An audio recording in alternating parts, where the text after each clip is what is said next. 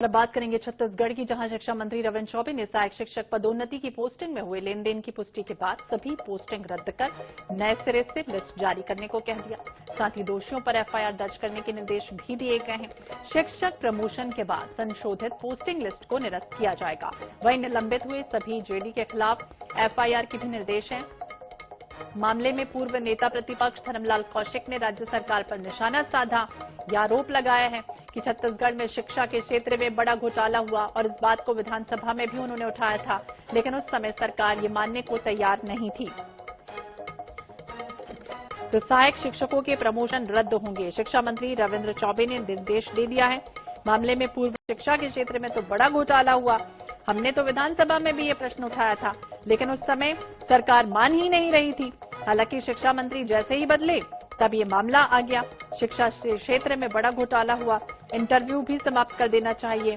बड़ा गोलमाल हुआ विभाग में। शिक्षा मंत्री रविन्द्र चौबे ने सहायक शिक्षक पदोन्नति की पोस्टिंग में हुए लेन देन की पुष्टि के साथ ही सभी पोस्टिंग रद्द कर दी और नए सिरे से लिस्ट जारी करने को भी कहा गया है। साथ ही ये भी कहा गया जो दोषी हो उन पर सख्त से सख्त कार्रवाई होनी चाहिए। तो शिक्षा मंत्री के निर्देश के बाद जल्द ही डीपीआई की तरफ से निर्देश जारी कर दिया जाएगा। इससे पहले शिक्षा मंत्री रविन्द्र चौबे ने इस संबंध में अधिकारियों को दिशा निर्देश दे दिए हैं।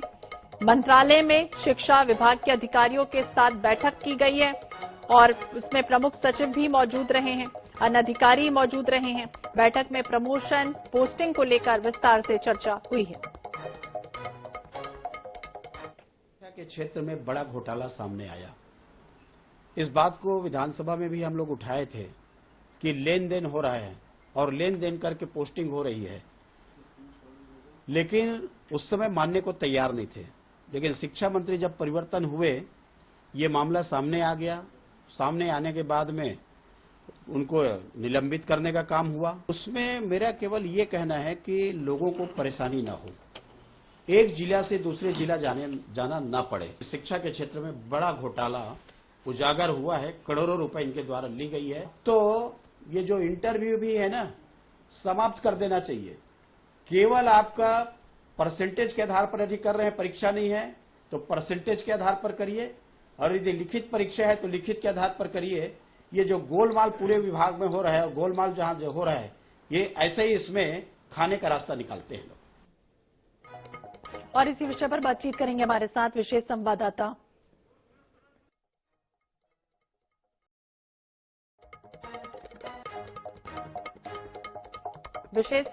गौरव शर्मा हमारे साथ जुड़ गए। गौरव, जिस तरह से बात करें, अगर शिक्षकों के प्रमोशन में कुछ गड़बड़ी हुई है और पूर्व नेता प्रतिपक्ष कह रहे हैं कि घोटाला हुआ, हमने विधानसभा में प्रश्न उठाया, उस समय सरकार ने नहीं सुना, लेकिन अगर सरकार कह रही है कि जांच होगी, गड़बड़ी अगर पाई जाती है तो दोषियों पर सख्त से सख्त कार्रवाई होगी, तो देर आए दुरुस्त आए, क्या तकलीफ है अब बीजेपी को?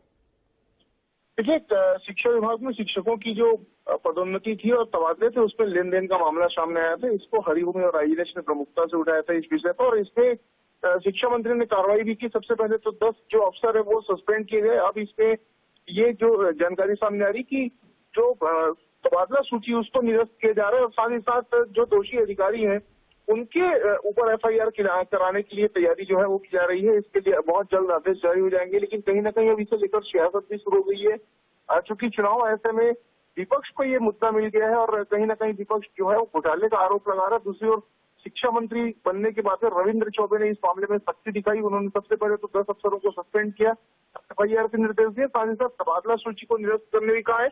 और इतना ही नहीं, 1366 शिक्षकों की जो गलत ढंग से नियुक्ति की गई थी उसको भी उन्होंने निरस्त करने की बात कही। तो बड़ा एक्शन लेते हुए शिक्षा मंत्री नजर आ रहे हैं, लेकिन विपक्ष इससे संतुष्ट नहीं है। विपक्ष के लोग जो है वो लगातार इस बात को कह रहे हैं कि घोटाला हुआ और इसकी जांच भी होनी चाहिए और बड़ी कार्रवाई होनी चाहिए।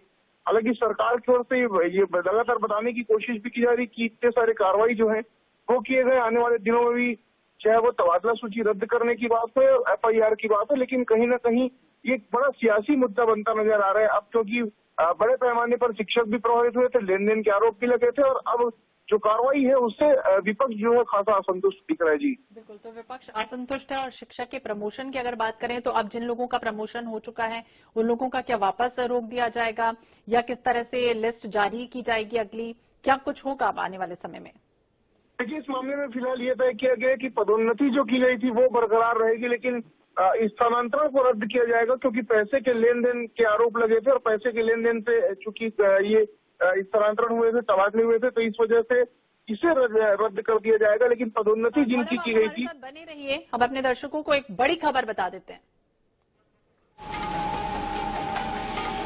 और इस बीच बड़ी खबर आपको बता दें, शिक्षकों के प्रमोशन रद्द होने का पूरा मामला, पूर्व मंत्री अजय चंद्राकर का बयान सामने आया है। भ्रष्टाचार करना छत्तीसगढ़ सरकार की फ्लैगशिप योजना, कांग्रेस सरकार ने शिक्षा को भी बख्शा नहीं। ट्रांसफर पोस्टिंग के नाम पर वसूली का खेल खेला गया। शिक्षकों के प्रमोशन रद्द होने का ये पूरा मामला है, जब पूर्व मंत्री अजय चंद्राकर ने बड़ा बयान दिया है कि भ्रष्टाचार सरकार कर रही है।